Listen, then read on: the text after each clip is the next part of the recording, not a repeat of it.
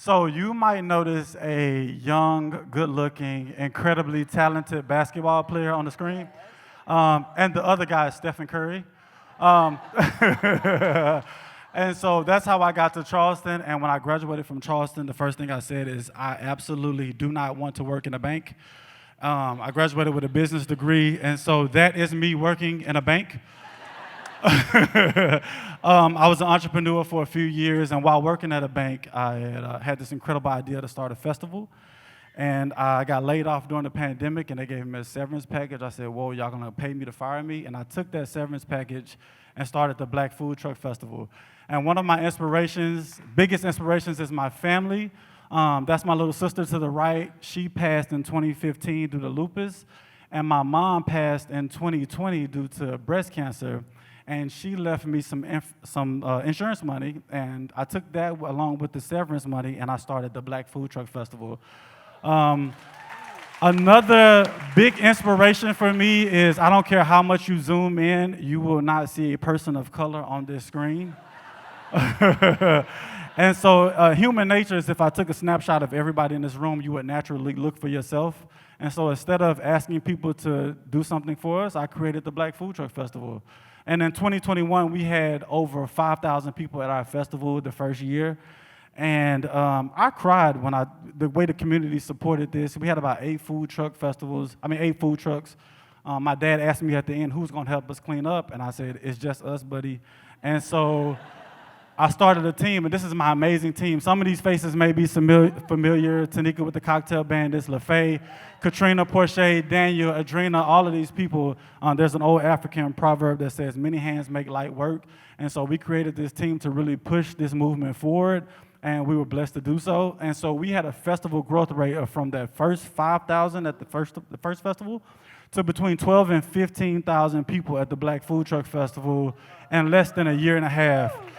That's a 240% rate. It's actually astronomical what we've been able to do. I had the crazy idea of doing 2 per year, and I would do 1 per year. And that economic impact, we bring more than $4 million into the community. Just at the festival alone, people spend about $310,000, and we create 102 full-time jobs, which is amazing. And 85% of the people that come to the festival are from out of town. So somebody told me, you're not just creating events, you're in tourism, buddy. And so our vendors average $7,800 in revenue.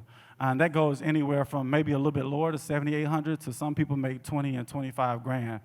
They do an incredible job coming out, and these are some of the ones that we've had since the very first festival, and every vendor survey said that they would come back to the Black Food Truck Festival.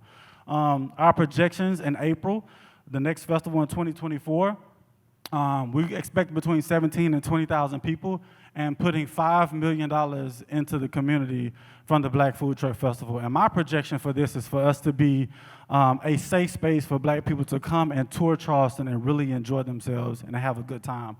We've been able to be featured in Travel Noir, and this is one of my favorites from TripAdvisor, being one of the top 8 Black food truck or Black festivals to visit in America. That's next to Essence, Carnival. That's really incredible. I'm really proud of it. And we have a responsibility to show Black people in a beautiful light with our media company as well, because we are in media. And one of those is showing Black men not as suspects or victims or entertainment and athletes, but as fathers and brothers. And that's me and my dad in the middle, and just everyday hardworking Black men.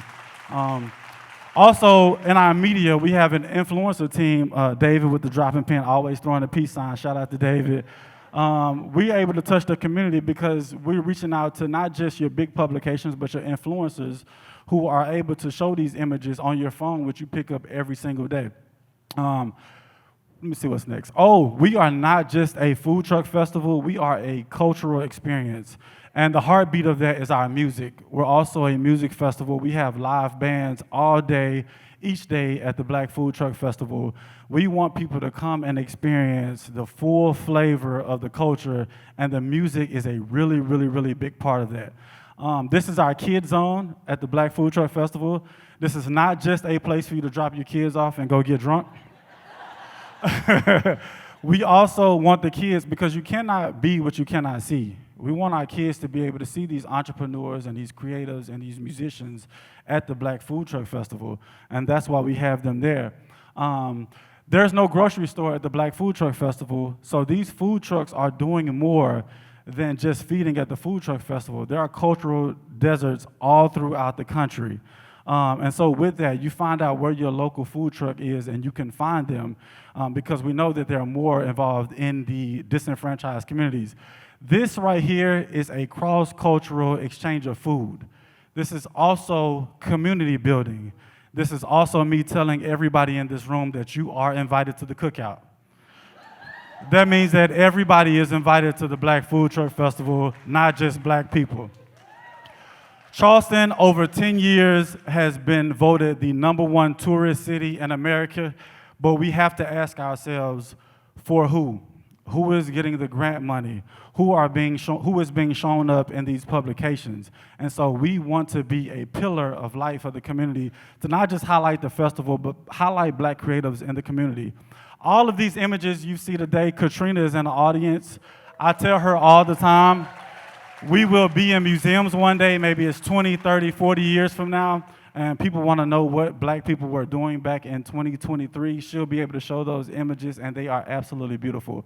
One of our biggest challenges is getting sponsors and being able to work with local partners, so you can pull your phone out, scan that, you'll be able to reach me, reach my team, and we will love to work with anybody in the Charleston area. So thank you, PechaKucha, thank you, Charleston, and we look forward to seeing you at the Black Food Truck Festival.